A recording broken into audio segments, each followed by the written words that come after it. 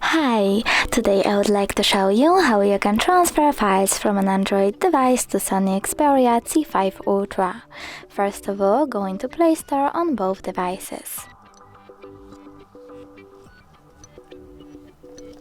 Then click on the search bar, type Send Anywhere,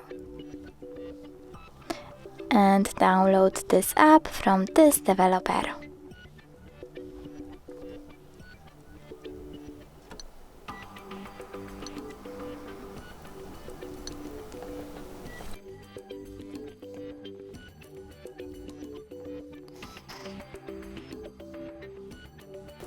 After that, open it.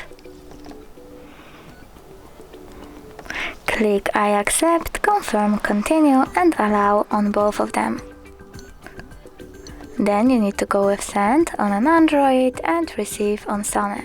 Now tap on all of those kind of dots and choose send in order to send all of your files and apps. But it will take a while though, so I will only go with this one song. Click send and tap got it. From here we have two ways to connect. You can input this password over here and choose receive or scan QR code. If you wish to scan it, tap on the scanning icon on Sony, then choose allow and point your device's camera at the code.